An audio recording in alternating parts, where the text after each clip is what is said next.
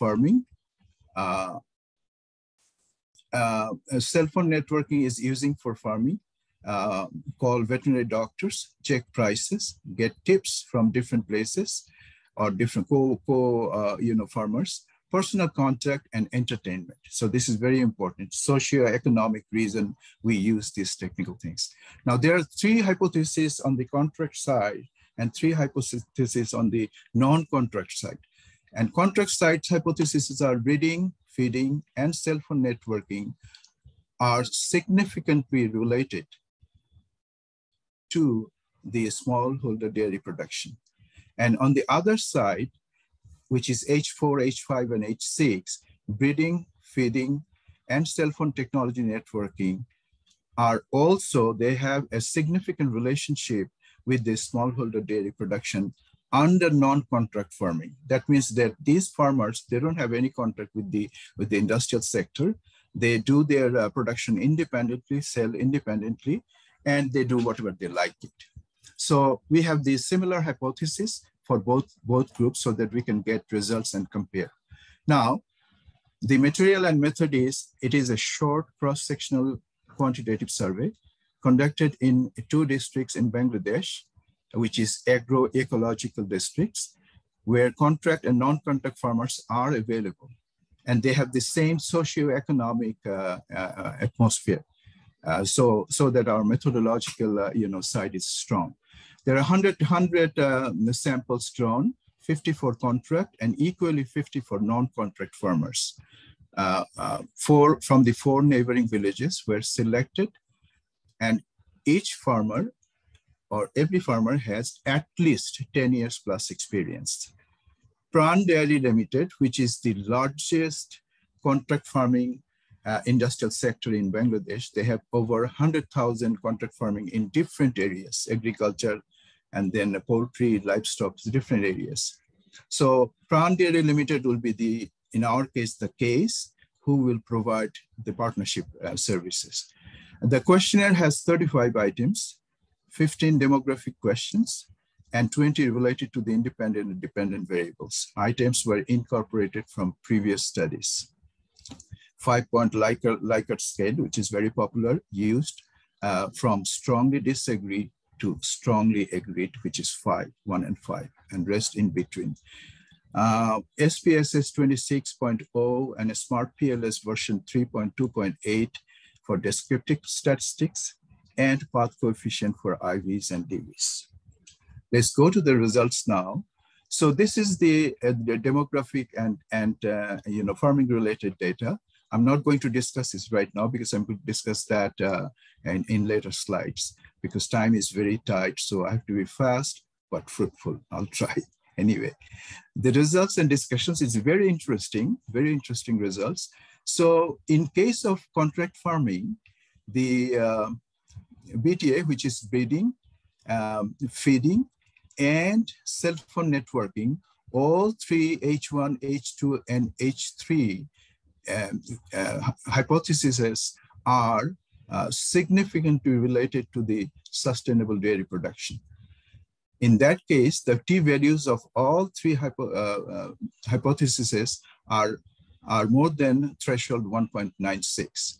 And the p-values are less than 0.05. So they are all significantly related. Now, the non-contract farming context, the hypothesis 4, 5, and 6, which is the similar breeding technology, feeding technology, and cell phone networking were tested. And interestingly, the breeding and feeding, these two hypotheses were insignificantly related to the what's that called, SDP, sustainable dairy production. And their t-values, if we can see all these red marks, are more than the threshold 1.96, and p-value is also, no, it's less than, not more than, sorry, it's less than t-value of the threshold 1.96, and p-value is more than 0.05. So they are insignificantly related to the sustainable dairy production. So this is a very interesting finding, and we are going to see it why this has happened. So the next slide is, you see, this is the summary of the hypothesis. H1, H2, H3 are regarding the contract farming are all supported, and H4 and H5 not supported for non-contract farming. And interestingly, both both contract and non-contract farming are positively related or significantly related. Now, these results also reinforced by our demographic statistics. How? Types of cows, the contract farmers, 88% of the contract farmers or farmers under contract farming, they use hybrid cows, which is high yield milk production cows. And on the other hand, the non-contract farmers, only 34%, less than 50%, they use hybrid cows. They mostly use indigenous cows. So their milk production would be obviously, less than the hybrid farms. Now, in case of breeding, 86% of the contract farmers under contract partnership, they use Frisian crossing. On the other hand, Frisian crossing, only 20% they use Frisian cross breeding. The breeding process, artificial insemination, 88%, and at the same time, 80% the non-contract farming, which is similar because they use indigenous cows, but they use artificial insemination. And on the other hand, the feeding, you see that 60% processed feed, and non-contract farming, they use only 20%. So definitely it affects the production. Cell phone use, 60% uses smartphone, which is the most important thing. And in non-contract farmers, 32% use smartphone, because a smartphone gives you a lot of technological advancement. Milk production, 42% have 21 to 40 liters per day per cow. On the other hand, only 22%, 21 to 41 liters under non-contract farming. So these are the significant results, I think, which clearly shows the contract farming is better than non-contract farming. They are far behind than the technology used. Contract farming are more advanced because the private sector helped them in terms of vet support, in terms of technological support, better breeding, follow-up after conceived, cattle conceivement. And so these things, they will be, frontliner. Now the conclusion, smallholder dairy farmers generate the milk most in developing countries like Bangladesh. Due to growing global population, more milk is needed. Dairy development is inevitable and technology is the key. Technology is the key. Dairy farmers are poor and cannot adopt technology alone. They are very poor, these smallholder farmers. $3, less than $3 a day. So they cannot do it alone. They have no idea about the technology. So it's the private sector who support them by giving them. And most interestingly, this private sector, they provide all these services free. They don't charge anything for support, clinical support, for advice, for anything. Private industrial dairy processors enable them to adopt technology under contract farming. The findings of this research strongly support contract farming and technology adoption as opposed to the non-contract farming. So today's keynote speakers, also stress this technological advancement in the modern science, art, and also the business. So hopefully, this research, findings from this research will help the farmers, the industrial sectors, the policymakers, and the consumers as a whole. Thank you very much.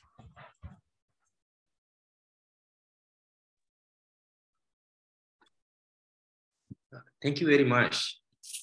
Dr. Muhammad Haq has given a very excellent presentation on this topic, on contract farming of cattle, dairy production in Bangladesh. So now we open the session for Q&A, question and answer session. So please ask any questions you want.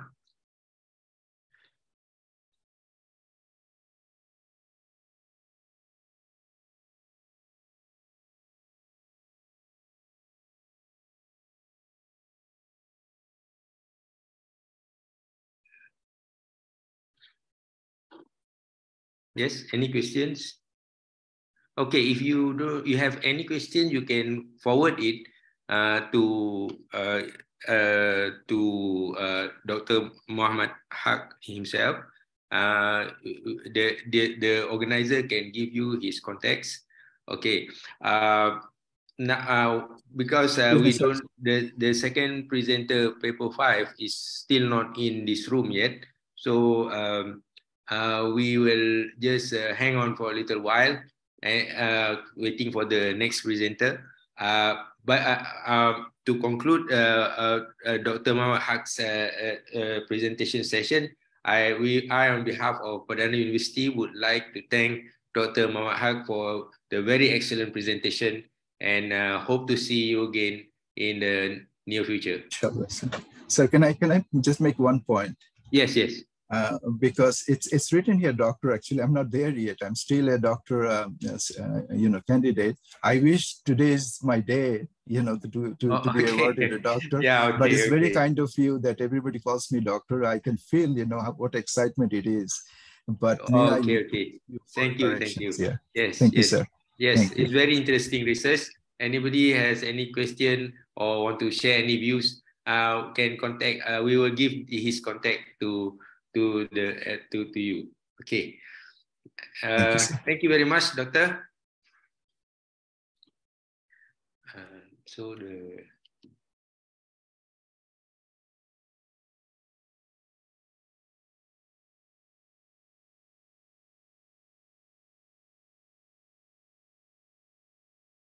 the next presenter is Ahmad Salim Muhammad Masan from the USIM, University Science Islam Malaysia. He will is he around here? Ahmad Salim, are you around? Yes. Oh, okay. You're around. Thank you. We thought you're not around. Okay. Can you begin your the topic for this paper 5 is the role of human resource management practices on the change management practices in the Dhofar municipality of Sultanate of Oman. So please, Ahmad Salim, please start your presentation. Okay. Thank you very much. First of all, could you give me the permission to record this meeting? Yes, it is recorded. Okay. Thank you. Morning for all. It's my pleasure to attend this university conference. I would like to thank all the organizers. I will do the screen. I will share the screen now. So can you see? Can you see it well? Okay.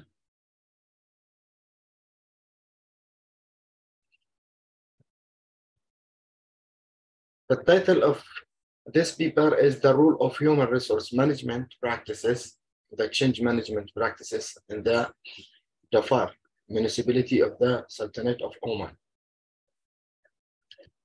First of all, my name is Ahmad Salim Masan. Regarding this topic, emphasizing the role of Dhofar municipality, which is one of the most important supporters of development in the governorate, where development and its various aspects can only be reached through change that is able to keep peace with the aspiration and needs of society for development. In Dhofar municipality, as a government body, they have adopted an initiative during the last 5 years to transform the development of public institutions. The main concern of this initiative was on human capital. So this study motivated by investigating 3 human resource practices that employee participation, performance evaluation, and training toward adopting effective change management within the public bodies in Sultanate of Oman, specifically in Dhofar municipality. Based on the literature review, there are several previous studies that focuses on the potential effect of human resource practices on organizational performance, culture, and other factors.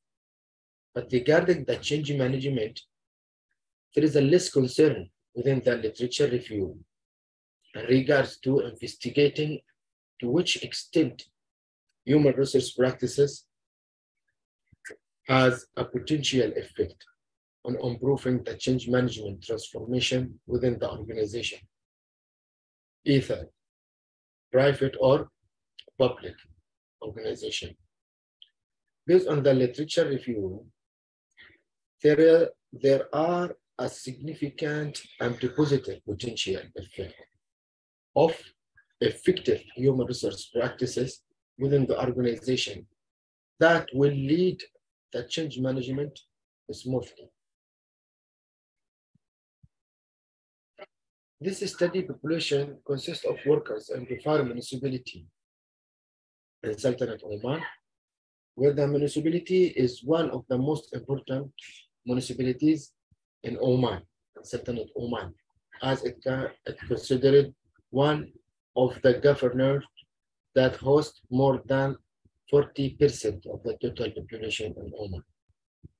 This organization hosts more than 1,200 employees that serve the society. Due to the large size of this study group population, this study focuses on a sampling technique that will ensure an effective data collection to generalize the obtained results. The sample size targeted was 400.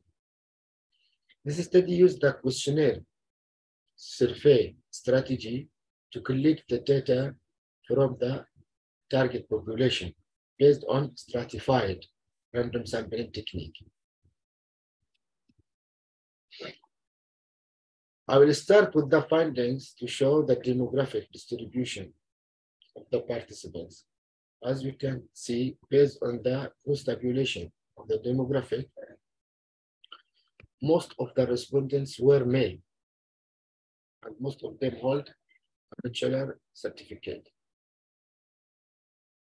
Meanwhile, most of the male hold the bachelor certificate, as we can see in educational level, for the more than 10 years experience, there is a total of 274 who hold bachelor certificate compared to 152 in more than 10 years experience.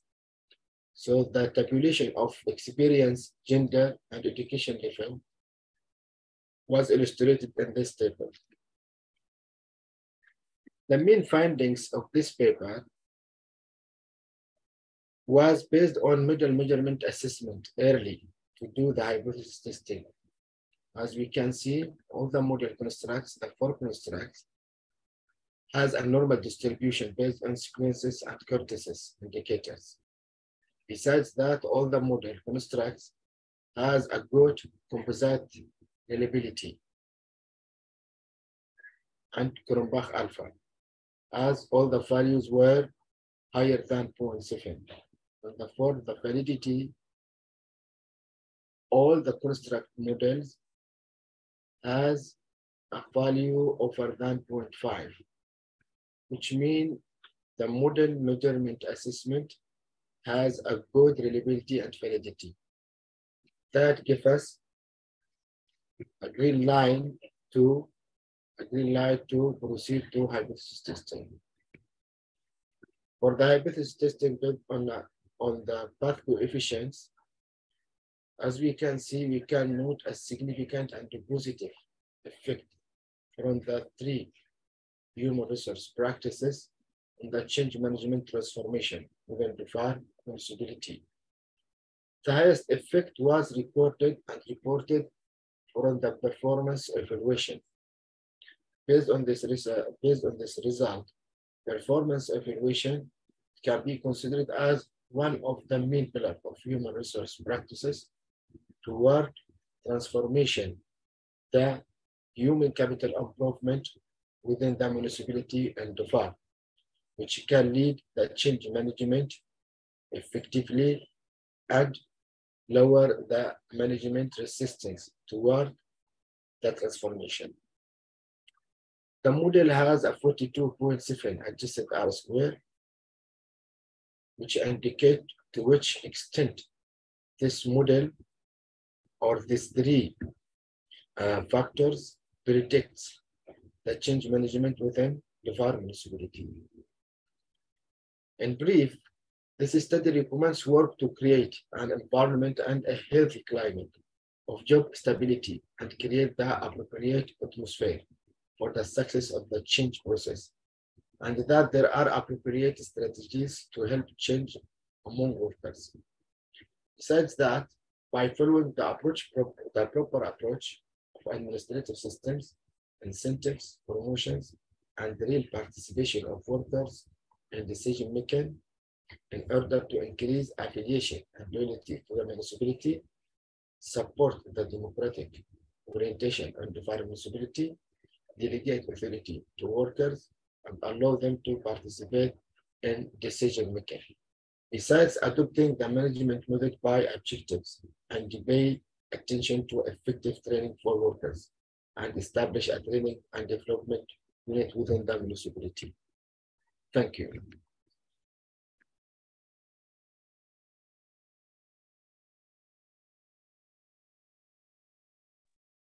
Okay, thank you, Ahmad Salim. Can we have questions for him?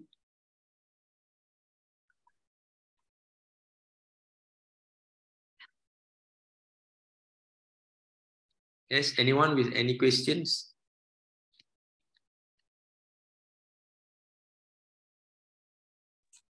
Sir, I have a question. Yes, please. Can I? Okay, sorry. I did not unmute my microphone. Mr. Aini, why did you choose the public sector, I mean the municipality of the government of Oman instead of the private sector? Because human resources are more advanced in the private sectors comparing to the public sector. So what factors makes you, interested to do so? Okay, thank you for this question. Regarding the human resource management practices within the private sectors in Oman or in other countries, as we know, it has received a lot of concern compared to the public institutions that received less attention regarding the human resource management and change management within the organization. So this study motivated by, first of all, by the initiative of the government to improve the human resource practices within the public institutions. Second, regarding the gap within the literature review that focuses more and to pay attention more on private sectors compared to the public sectors. So we are trying by using this paper results to provide an evidence to the government bodies how these three human resource practices can help management and authority to lead the transformation and adopt the initiative properly and effectively.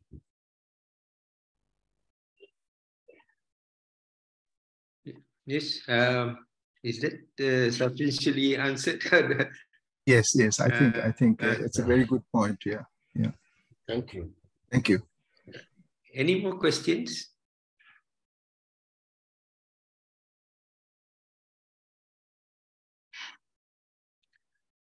Okay, so we close the session for this morning, and we go for lunch. We'll continue again at 2 o'clock. So thank you very much, Ahmad Salim, and also Dr. Muhammad Haq for your presentations. We hope to see you again in the afternoon session. Thank you very much. Thank you, Prof.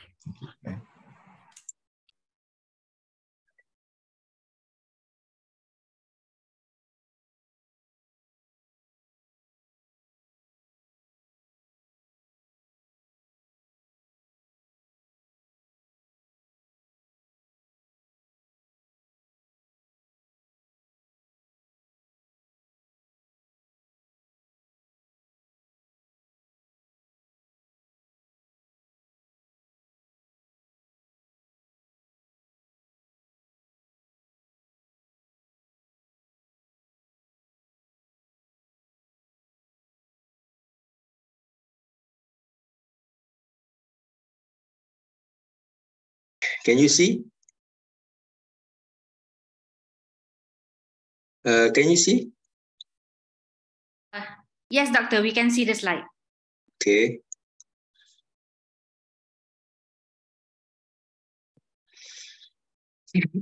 Okay. Wait, I enlarged the screen. Okay. The title here is a relationship between leadership style and job satisfaction among physiotherapists in the Ministry of Health Malaysia with work engagement as mediator. As you know, physiotherapist is they are a branch of medicine they are medical, they are hospital workers.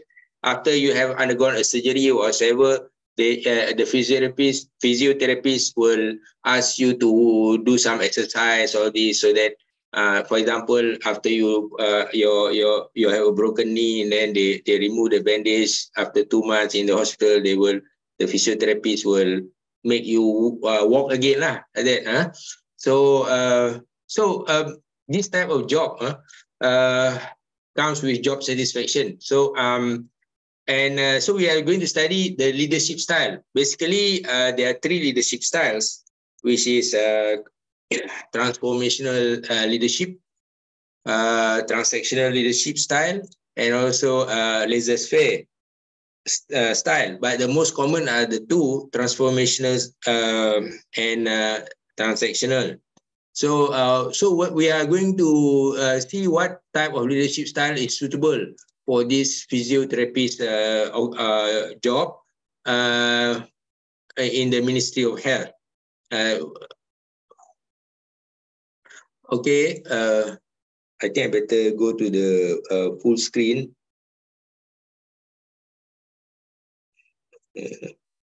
Okay.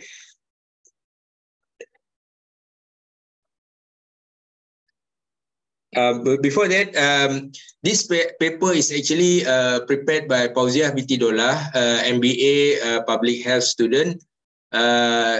She prepared this project, and then Asnida just now, our session chair, Afifi, Professor of Public Health, and then myself, Abadan Jasmine, and also our academic director, Bala Shamugam, Prof. Bala. So the problem here that was identified by this MBA candidate is that there are some problems with job satisfaction among the physiotherapists. So leadership is important to give them the job satisfaction. So, but all the while they have been studying among doctors, job satisfaction of doctors. But for physiotherapists, this is probably one of the pioneer studies in Malaysia. And then, so we have 3 research objectives here. When the first research objective is whether leadership style influence job satisfaction among physiotherapists. The second objective is whether leadership style, which leadership style is more dominant in influencing job satisfaction of physiotherapists. And the third one is whether this work engagement mediate the relationship between leadership style and job satisfaction of physiotherapists. Okay, the operational definition for work engagement is attributing value to work and being proud of your work and engaging in your work. So this is the operational definition. Then the job satisfaction is an orientation of employees' emotion or feeling towards the work they perform. Leadership style, as I mentioned just now, there are 3, transformational, transactional, and laissez-faire. So we have 5 hypotheses here. First hypothesis, transformational leadership style significantly and positively affect job satisfaction of physiotherapists. Then the second one, transactional leadership significantly and positively affect job satisfaction of physiotherapists. The third hypothesis, transformational leadership is more dominant style of leadership that is influencing the job satisfaction of physiotherapists. And hypothesis 4, the work engagement positively mediate the relationship between transformational leadership and job satisfaction of physiotherapists. And the last one, work engagement positively mediate the relationship between transactional leadership and job satisfaction of physiotherapists. So that's the theoretical framework that we are going to study. Transformational leadership. You can see the hypothesis on the arrows there. Hypothesis 1, hypothesis 2, hypothesis 3, hypothesis 4, hypothesis 5, which we have mentioned just now. And the underlying theories is at the bottom there. The underlying theories for the theoretical framework. We are using theories by Herzberg, by Maslow, and also by Bass. The methodology is a quantitative cross-sectional study, self-administered using self-administered questionnaire, using the Google questionnaire. From 1st April 2022 to 21st April 2022, target population is physiotherapists, and the sample size calculator by Fitchy, C, and Morgan. So the research instrument is, of course, the questionnaire, which has the 4 sections there. The first section is demographics of the respondent. The second section B is questions relating to leadership, both transactional as well as transformational.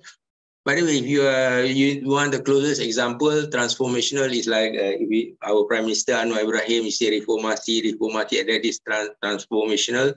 But transactional, you look at the outcome, what outcome you achieve, and all this. Leadership using outcome as achievement of outcome as a basis of leadership.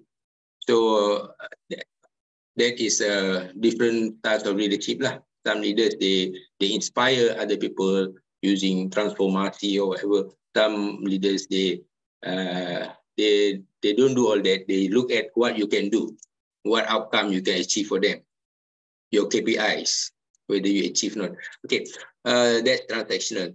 Okay, section C is on the satisfaction, job satisfaction. We use a set of questions designed by this Minnesota job satisfaction questionnaire by Weiss, 1967. And last one, the work engagement, a different scale using scale 1 to 9. On the work engagement questions relating to work engagement. So this covers the whole theoretical framework lah. So for validity, of course, we consult experts to review the questionnaire questions. That's the validity. For reliability, we use Cronbach alpha as usual.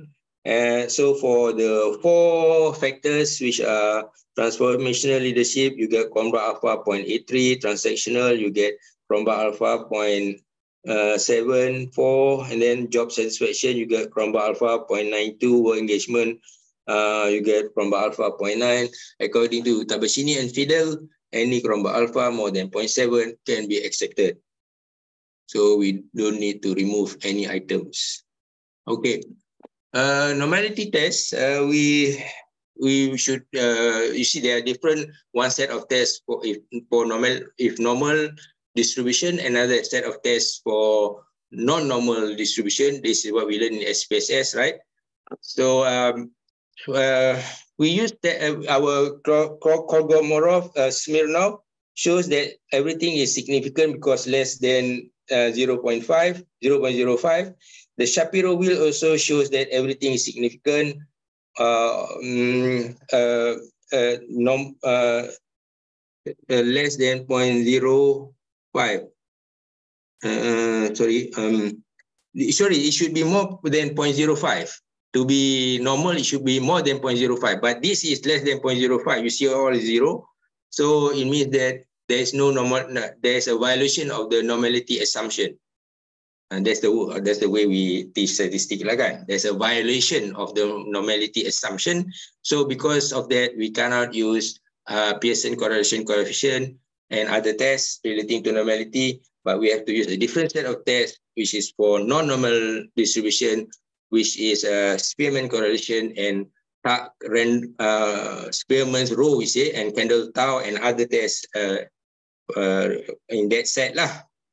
Okay, and then for the variables, you look at the variables using KMO test and Bartlett's test. We find that the sample size is adequate, 310. The sample size just now we said is calculated using the sample calculator, and that the data is suitable for analysis. These are the what you call the demographics, the minimum, the maximum, and the mean. So all are moderate. Most of them are moderately correlated. For the, as I mentioned, because it's a non-normal distribution, the MBA student use a Spearman rho, not Pearson. Spearman rho. So the one highlighted in yellow are the shows that the correlation is significant. Okay. For the model summary, we get R squared of model 1. Model 1 uses, this is hierarchical multiple regression. So it means that for transformational leadership, you get R squared 0.384. For both transformational leadership and transactional leadership relationship with the job satisfaction, you get 0.4. That means the difference between 0.402 and 0.384, the difference is related to this one, transactional leadership. The dependent variable is job satisfaction. And then for the ANOVA, we look at the F factor, F value here, and also the significant. It implies that there is significant statistical result between the variables of this study. And for the coefficients are useful to develop the regression equation. The regression equation is job satisfaction equal 1.11, which is this one, 1.11, the constant, plus 0.413, which is this one for the transformational leadership, and 0.1199 for the transactional leadership. So the job satisfaction equal 1.11 plus 0.413 transformational leadership plus 0.199 times transactional leadership. You can also plus E if you want to express it, because there's some measurement error. Okay, this 1.11 being a constant is not explained, but we can find some explanation later why there's a constant here to explain this constant 1.11. Okay, but we find that there is the R squared for transformational leadership is more than the R squared for the other one, for transactional leadership. You see, R squared for transformational is 3.84, but R squared for this one, transactional leadership, is 0.402 minus 0.384. That means about 0.2 only. So it means that transformational leadership has greater influence than transactional leadership for job satisfaction among physiotherapists. Okay, the values of beta. So this one is for the mediating variable. The student use Sobel test to find the effect of the mediating variable on the relationship between the predictor and job satisfaction. But and they find that the work engagement is partially mediating effect of transactional leadership on job satisfaction, and also work engagement is partially mediating the effect of transactional leadership on just job satisfaction. This is using the test of Sobel. Well, you asked me, going back to the theoretical framework, why can't you just get the what do you call to find the correlation of work engagement to job satisfaction? What you can do is you already know what is the correlation coefficient here. So this one, sorry. So whatever correlation coefficient here divided by the total correlation coefficient here times by the correlation coefficient here, you'll get for this one, and also for this one divided by the total here, you times by the correlation coefficient here, you'll get the correlation coefficient here. But of course you can do that in statistics, but the problem is it does not show whether how much is it, whether this one is significant or not. It doesn't show. It does show what is significant here, but it doesn't show what is the significant here. Whether the relationship is significant, you by merely getting the correlation coefficient by what I said just now is not enough. So that's why to know the significance, you must also do this test called what do you call what's the test now? Sobel test. Sobel test is complete test. You know the correlation coefficient together also as the with whether it's significant or not. And then, so we have those 5 hypotheses now. The results that we presented just now shows that the first hypothesis can be accepted, the second can be accepted, the third can be accepted, the fourth can be accepted, and the fifth also can be accepted. So that is the conclusion is that both leadership style have important influence on the physiotherapist's job satisfaction, and the sense of work engagement will stimulate satisfaction among employees. And therefore, physiotherapy management need to put more effort.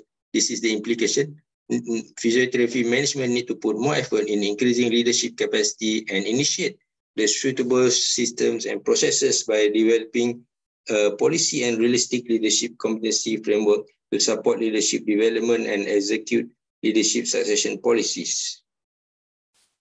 Yep.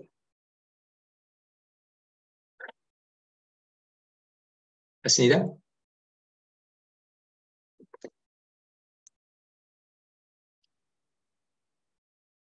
Asnida? Yeah, okay. Thank you so much, Dr. Abadan, for the interesting presentation. Yeah, because this work actually I supervise for the master students, and then we get together to summarize the thesis from the master students to become a proper paper and research which has been presented brilliantly by Dr. Abadan. So I will open the floor to a question and answer session. If any of the members of today's session would like to ask questions, you may do so. Okay, because of the restriction of time, I will only allow one question. Okay, anybody? Madam, can I ask a question if I may? Yes, yes, please. This is Mohammed Haq, and Dr. Abadan was in my session. He chaired. I have a very basic question, Dr. Abadan. Leadership normally we mean as a, if a leader has a followers. So in physiotherapy, physiotherapist is a one-to-one interaction with his or her patients. So why and how leadership in this research is so important and how it fits in? Thank you. Okay, thank you very much for the question. We are studying whether the leadership that we are referring here is the leadership of in the Ministry of Health. Those in Ministry of Health who are responsible for the Department of Physiotherapy. What type of leadership? Maybe the timbalan pengarah of who is in charge of the physiotherapist.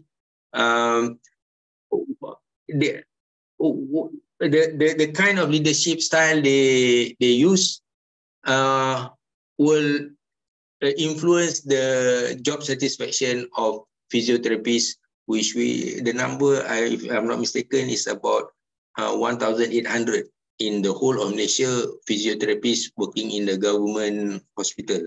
So that Ministry of Health leader there, the Timbalan Pengarah, whatever, he has to know what type of leadership style is more suitable, whether transformational or transactional, so that he can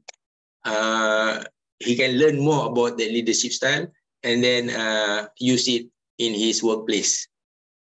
That's the purpose of the research lah. Okay, thank you sir, very much. Yeah. Okay.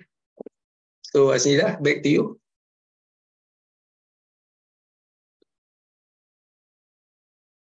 Okay, thank you so much, Dr. Abadan.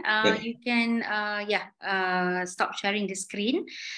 If any of the members of the floor would like to ask more questions on this, you can contact Dr. Abadan.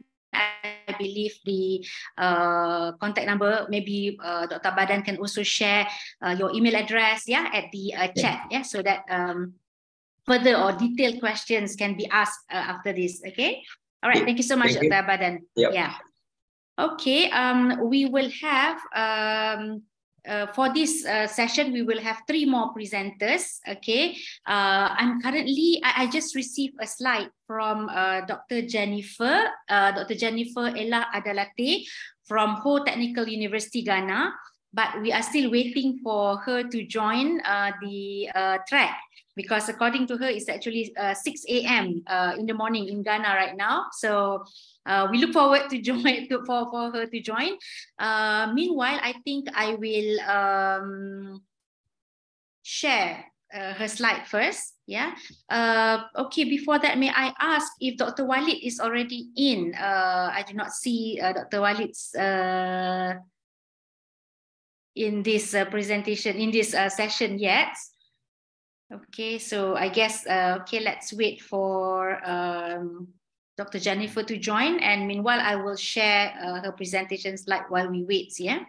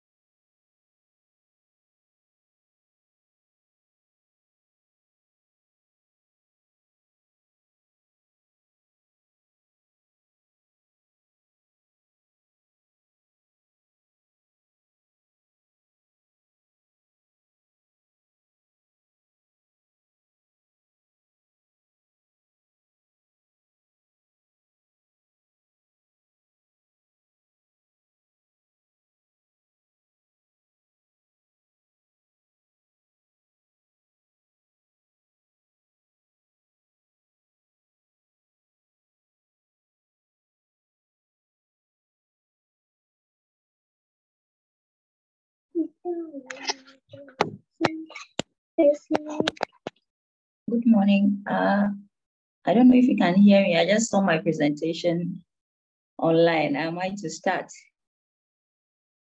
Yeah, can you see the presentation slides? We can hear you very well, Dr. Jennifer. Oh, okay. Okay. Thank you very much. I just quite fortunate. Okay. Right. Can you see the slides anyway from here? I mean, yes. Okay, yes, good. Okay, yeah, you may start, Dr. Jennifer. Thank you so much. Good morning again. The session chair, sitting on all protocols already established. I bring you good morning from Ghana. It's 6 a.m. here. Okay, it's now 7 a.m. So you can imagine the tardiness to get here in time. I'm Dr. Jennifer from Ho Technical University in the Volta region of Ghana. So before I begin, I want to use the opportunity to thank the president of PERDANA University and his entire team for organizing this conference and giving us the opportunity to present. And also to the director of research, who happened to be my own supervisor. Thank you so much for giving us the opportunity. Indeed, we are unlocking resilience amidst all the challenges we face in the world today. So my research is titled The Effect of the Banking Sector Cleanup by the Bank of Ghana on Customer Trust and Patronage of Services in Microfinance Institutions. Next slide, please. So the outline of the presentation is going to cover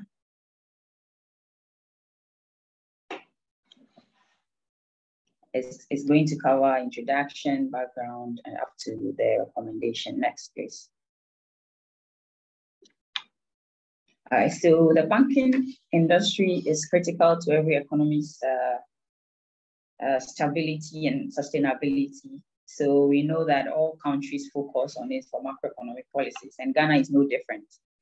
The industry has been regulated by the Bank of Ghana since its establishment in 1952.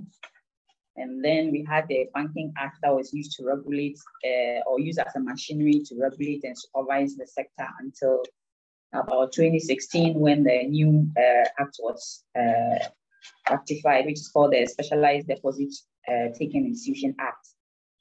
So this was also used as a primary statute. And so the sector has undergone several, we are still on the previous slide, please. I'll let you when to go next, thank you. So the sector has undergone several reforms, which I would describe as both high and low, considering the macro factors such as the political environment, COVID, of course, and then other factors that we can answer 2016. Now, the issue with this was that through an assessment by the government at the time, as at 2016, there were findings that there was severe liquidity, solvency, and asset quality and other compliance issues, such as there were so many defiance of the regulatory capital requirements. There were extreme risk-taking without obligatory risk management systems. There were use of depositors' investment to fund private ventures and businesses. So it made the entire corporate governance system very frail for most of these banks. And then there were also some misrepresentations of their true financial position. So you can see a lot of them were cooking up their balance sheets and other statements of financial income.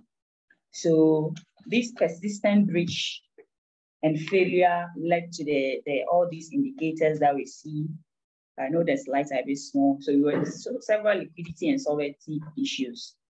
So the lapses were uncovered, and all-inclusive assessment into the operations of the banks and other financial institutions in the country.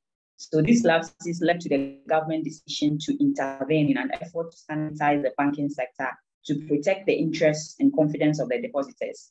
So what was the decision? In August 2017, the Bank of Ghana decided to embark on what we named in Ghana the cleanup exercise, which supported the banks and the institutions. So, and it's supported by the new act I mentioned earlier, which is the Special Deposit Taking Institutions Act. So it authorized the banks to withdraw licenses of several of the insolvent banks, the small banks. The goal was to clean up the sector entirely. So some of the interventions they undertook were, they increased the minimum capital requirement. For instance, let me use US dollars so we get a clearer picture. Before the paid up capital requirement was 77 million, and it was $1 million, and it was increased to up to $120 million. So you can imagine. So one of the intervention was to make sure that all those small banks that were causing problems, not paying attention to the law, were out of the system. Now, the outcome of this exercise was that the fewer the amalgamated banks became, the well capitalized and improved their solvency, liquidity, efficiency, and asset quality is going to be. So that was done, but we must forget that all these monies and people, they are depositors, they are individuals, they are small businesses that deposited in those banks. So if all these were done at a central level, what would be the effect? Now, so we had a lot of issues about locked-up funds. So at the end of the exercise, for instance, we have, I don't know, I think, yeah, I have the statistics there. At the end of the exercise, I realized that about 9 banks, about 347 microfinance companies, 39 credit companies were ceased operations because their licenses were revoked. And then it shook up the entire banking sector in Ghana. And then from reports, you can see that the government spent about 21 billion of our currency, which the Ghana cedis, to exercise this exercise. And now the question is, how do that affect customer trust? Because here I am, for instance, maybe I'm an individual, I put money in a bank or my investment in a bank, and I'm told that because they are not following the rules, they have been revoked, their licenses were revoked. So what happened to my money? What happened to me after some time? How does that affect my trust? So that's what led to the conduct of this study. So how did that affect customer trust? So reports also indicated that customer trust has been lost. Investors have lost their businesses. They have lost their assets. Other studies also conducted by one of AFON revealed that unaffected financial institutions, especially the microfinance and credit institutions, especially in the municipality where I am, where the study was conducted, it led to a lot of panic withdrawals. So you see that people, all of a sudden, a lot of people were withdrawing money, queuing up to take their money from the banks. And it also, so the problem the government was trying to solve, it increased immediately in the short term because it reduced the level of cash deposits. People do not want to save in those banks again because of course they were closed. And it also affected liquidity and ability to meet the credit demands of customers. Well, even though the government of Ghana has refunded some of the lost funds, customers of the affected banks, as promised, most of the customers of the banks that were actually affected still have lost their funds and they were unpaid. So now, 5 years on, there are still issues about payments. Now, the other issue that was faced that led to the trust issue is that the decision to repay those people whose monies were involved or locked up came up with a certain payment system. So you are not, for instance, if I invest 100 million in a bank, and because the bank was affected by the government payment system, I get, say, 10% of the amount in cash. The rest was put in mandatory bonds for me in my stead. And at the end of the day, realize that is not my choice, but because that's the payment system the government has actually put in place, it affects you one way or the other. All right, so we can go to the next slide, please. So in search of literature, the focus was trying to identify how these has led to customer trust and the way they patronize banking services in Ghana today. So we conducted or adopted and adapted, like we used some studies to have a questionnaire, an instrument that was used to conduct. So all the necessary tests were done to check the validity and the reliability of the instrument, and all the values are all accurate or acceptable. So we use it to conduct a study. May we go to the next slide, please?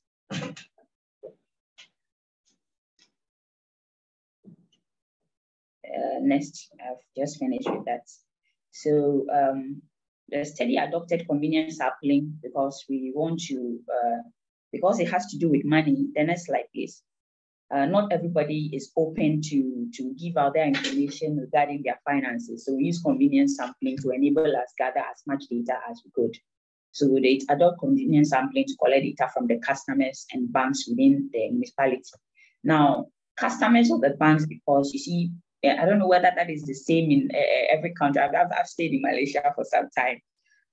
Maybe true, because they want to pay customers easily. Every staff of a bank is also made to open an account in the same bank, whether or not that is your preferred choice or not. And it's the same thing we have here in Ghana. I believe that is a practice all over the world.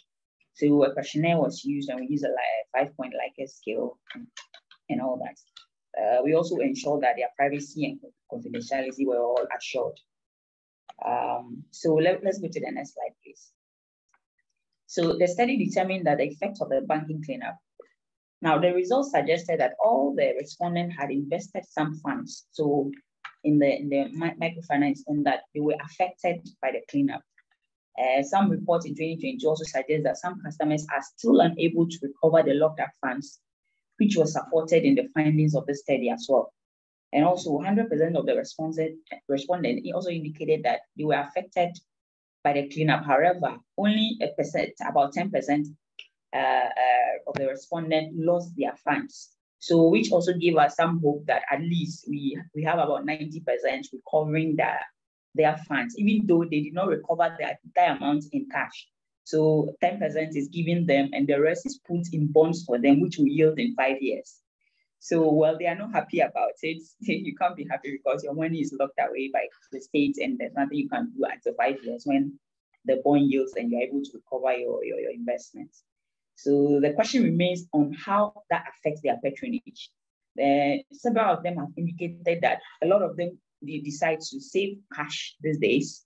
Others, a percentage of them also, they have no choice because they are doing business and they deal with a lot of cash flow. And for safety reasons, they have no choice than to look for other banks that were not affected. Even though initially when we had all these small banks, they were accessible. So you can just walk out and they were quite friendlier. But because the banks are now very integrated and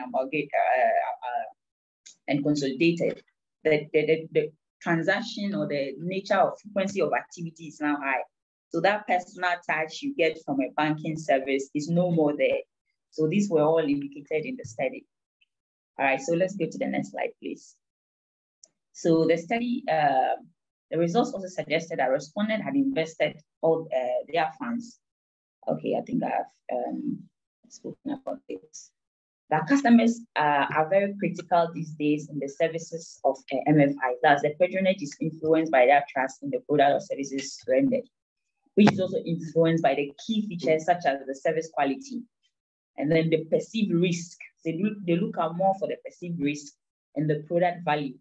For instance, 71% of the customers of the MFI indicated that they still patronize the services after the cleanup exercises, with reasons of having no other choice and the convenience of banking, whilst the remaining indicated that they do not believe in the banking sector due to the government interventions. Some also make it political that, okay, once this government that close their banks or close their banks and making the blue funds are in power, there's no way they will trust the banking system.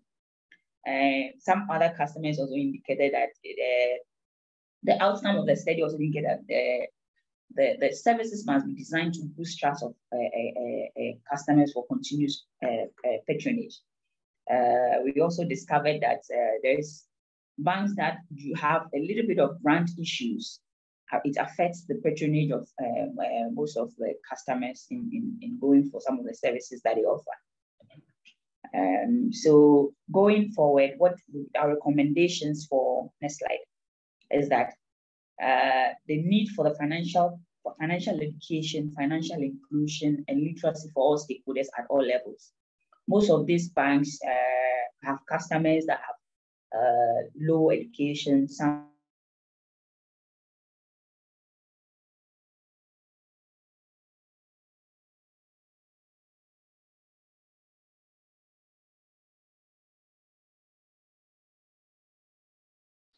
Hello, Dr. Jennifer, we lost you. Are you still there with us? Let me check the participants. Oh, Dr. Jennifer is still around. Dr. Jennifer, we cannot hear you at the moment.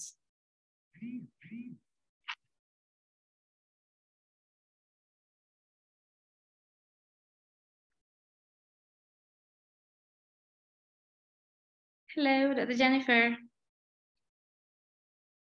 Let me try to text her. Maybe she is still talking, but I cannot hear from my side. Is it okay with other participants? Can you guys hear Dr. Jennifer? No, we can't hear. Yeah, suddenly she lost. I mean, we lost her somewhere, right? Okay, let me try to in the internet sometimes, right?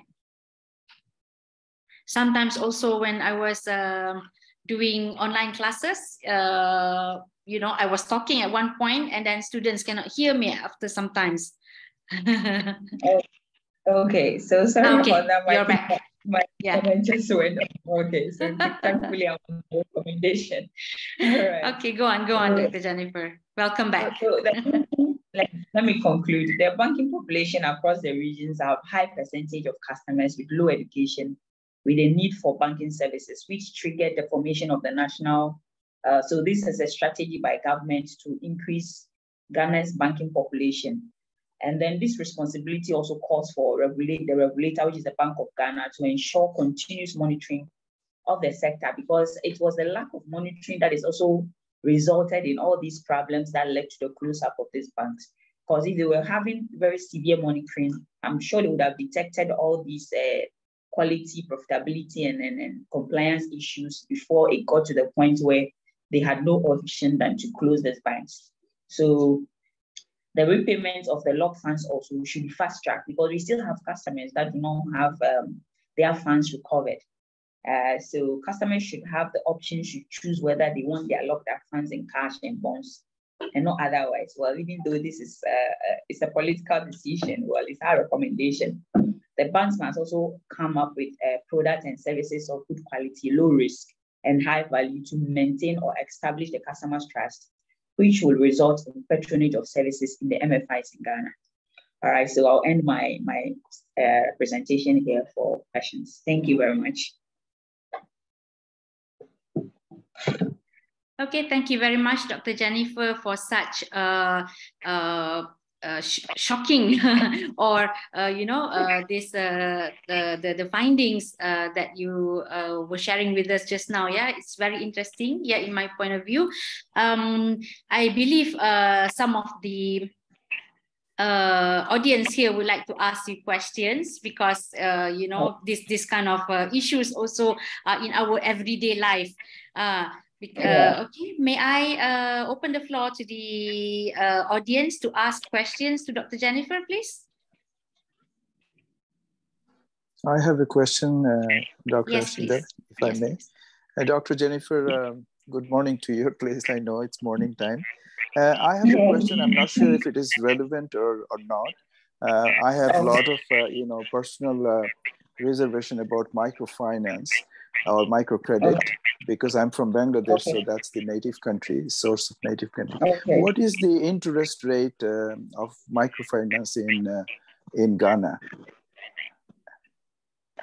Okay, so for microfinance, usually, before all these issues, a lot of them, they are products that they have designed, and based on those products, that is what the interest is based on. So as at the time all these problems started, some of them were even having interest rate up to 25%, 25% to 30%. Yes. Okay, so that is sorry. Okay, maybe I should compare it to the risk-free. That will give you an idea. The risk-free at the time was around 19-20%, and they had about 25, 30, some as 35%. So that is why I mentioned issue about the compliance from the regulator. So you realize that some of them were exploiting the customers in a way, because if risk-free is around less than 20%, the regulator should be able to detect some of these things through monitoring. So you realize that some of them have all these high interest, but because of access to finance, because a small trader, for instance, may not have access to finance going to a well-established bank, let's say or a national commercial bank that would go through all the needed criteria in order to give them access to funds. So, and the microfinance, they may not need anything. Perhaps they just need to know your address. They have individuals like collectors and salespersons that will come to you in your market or your sales point to offer you the services. So it was convenient and it was accessible. So even though comparatively the interest at the time was higher, it's a preferred choice because of the circumstances. So my following questions is that if the interest rate for these poor people is so high, you know, comparing to the commercial loan from the bank, I mean, then the amortization rate would be probably generations after generations, because the mortgage payment is very low in microfinance, I know. So how does it gives the customer a satisfaction? Or how does the regulator allowing this high interest rate and still want to clean up the mess, if I may? So that is why I indicated in the study earlier, like as explained earlier, you know, for these customers, like I said earlier, majority of them, let's put the small businesses aside, the individuals, most of them have very low education with a need for cash or need for finance. So if I'm a trader, I'm on a tabletop, selling something on a tabletop, and I realize that, I can get access to, say, a few dollars to scale up a little bit, I won't get that anywhere else. So first of all, the reason why they go is the accessibility to funding and the least requirements. For instance, you may need a collateral, you need to show some secured mortgage or assets for you to have assets when you the funding when you go to the commercial bank or the well-established ones. But that is not available. You don't have that collateral. But this is the situation where the services are offered to you offhand. So what they usually do is they send their collectors to you every now and then to collect those interest payments. So in the customer's perspective, their satisfaction at the time, I would say, is the accessibility and the convenience of having it.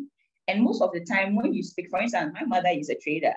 And then though as an expert, I'm an accountant, I advise against it. They will tell you that, okay, you see these people, when you are paying the money every market day, for instance, interest rates are usually maybe charged per monthly. But for these microfinance institutions, we have market days. So every 4 days, every 3 days, it's a market day where you send your goods to the market to sell. They come to you. So let's say it's 35%, 100,000, 35,000. Let's divide it by, let's say, 12. In a month, maybe perhaps it's paying around 1,003. But because they have about 7 market days, they will come to you and say, you pay 100 cities, you pay 200, 300. To the market person, that is very small. So it's something you can afford rather than waiting to the end of the month where you gather a lot of money, say 1,500 or 600, to go and pay an interest for 1 month.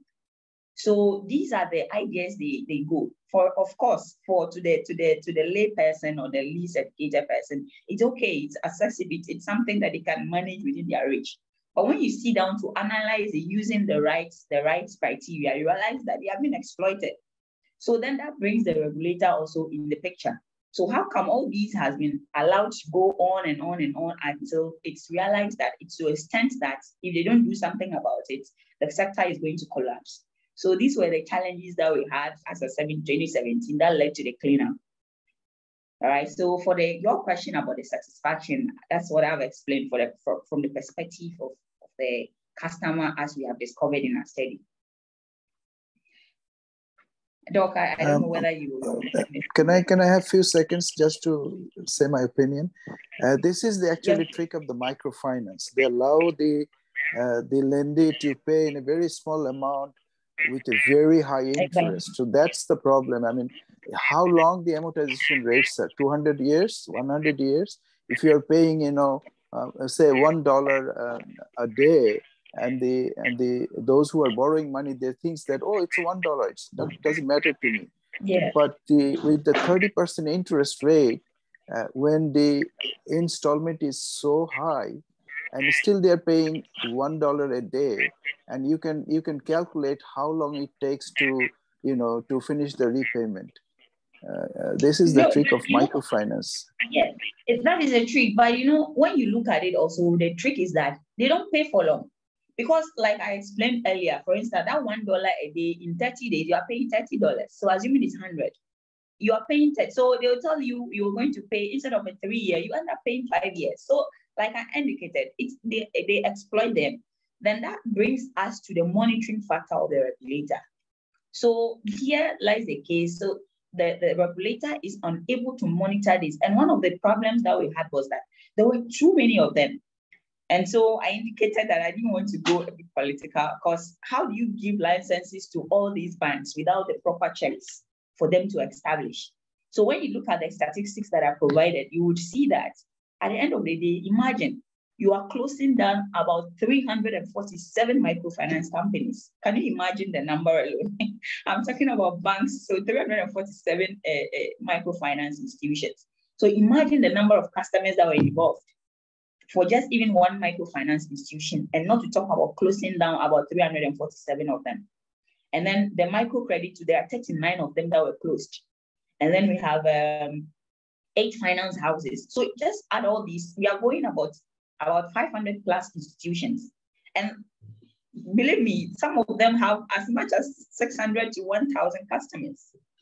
So it was a big problem. And then it's unfortunate it was discovered late, but then something was done about it. So yes, it was resolved in a way, but there are still some recovery going on to clean up, to make sure that they have cemented the cleanup system in Ghana. So yeah, I agree with you. I agree with you.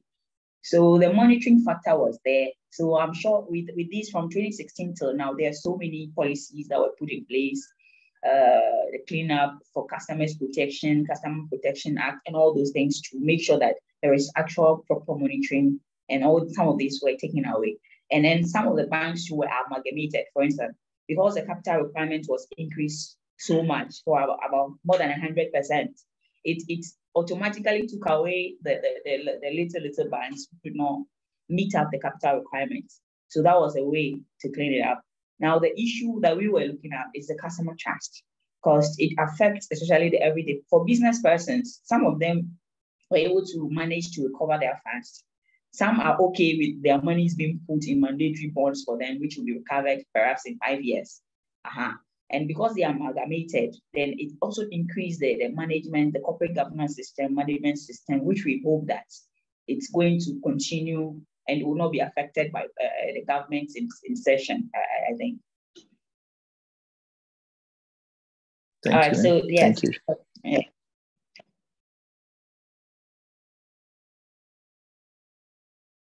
Okay, so Dr. Asnida, is there any other question? Okay, thank you. Thank you so much for the explanation, Dr. Jennifer. Any more questions from the members of the floor? Okay, all right. So yeah, I think and everybody, I would like to thank you for your audience. And it's unfortunate because Ghana and Malaysia have 8-hour difference, so I couldn't benefit much from the conference, but I hope I'll be around to listen to the rest of the conference. Thank you so much. Okay, is it a working day in Ghana today? Today is Thursday, right? It's a Friday morning. It's a Friday morning, yeah. You should be rushing to work. Oh, I'm already at work. Let me put on my video now. Okay. Okay. Good to know you already arrived safely at work. Yeah, so today's life starts very early for you, apparently. Wondering why I'm so early. I hope you will get the Employee of the Month award for this month, Doctor. Okay. All right. Okay, we actually have in this session, we have 2 more presenters, but I think there's been some technical problems that both of them are not joining the track yet. Our technical team is trying to contact them via WhatsApp and trying to locate where they are. I mean, of course, one participant is from University of Alexandria in Egypt. Okay, let me just, okay, Dr. Walid Arafat, from Comprehensive Cancer Center. His paper is paper 16, titled International Research Collaboration, University of Alabama at Birmingham and Alexandria University Case Study. Okay, so Dr. Walid actually just presented in another track for the medical sessions. So we were actually waiting for him to immediately join, but I think there had been some technical mistake. Okay. Another presenter would be paper 10, Antecedent of Employees' Career Satisfaction and Empirical Investigation of Pharmaceutical Sector of Pakistan, Dr. Muhammad Nasir from Lim Kok Wing University.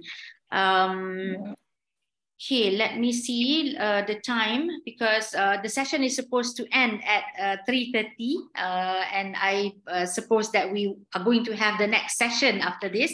So I think, okay, let's, if any of you don't mind, can you all switch on your camera so that we can take a picture of the session? If two of these participants appear, so we will continue, else I think I will end the session. Okay, we take picture first, yeah? Okay, we have here Miss Aini, do you mind? Okay, yeah, Miss Juice Naini is here, hello. Rishi, okay, Dr. Chan. Actually, this is not my laptop because I'm in this, the technical teams asked me to join from their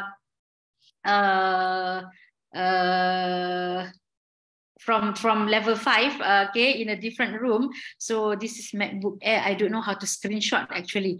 Okay, the technical team is not here. Maybe I'll just take from my handphone, from my because I'm not using. Okay. Okay, Dr. Chan, you don't want to switch on your camera, Miss Aini? Okay, then fine, it's okay. All right. Okay, 1, 2, 3. Okay, good. All right. I think for the session, I will wait about, let's say 5 more minutes. Yeah, if you would like to stay with us, just in case the other 2 participants manage to attend the session. Else, then we will just end the session. I'll give another 5 minutes, yeah?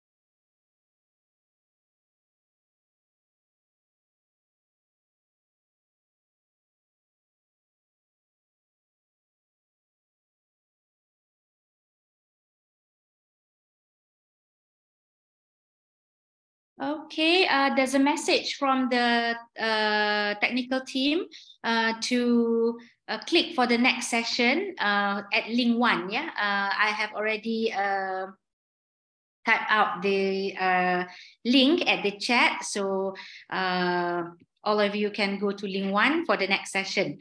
Okay, so with this, I would like to thank everyone, okay, the presenter, Dr. Abadan and Dr. Jennifer, for such refreshing information of knowledge that you have shared with us today. Thank you very much. Okay, I hope to see all of you in the future research, and maybe we can collaborate for research and paper writing and things like that. Okay, thank you so much for your participation. Okay, with this, I would like to end this our session today. Yeah, thank you very much.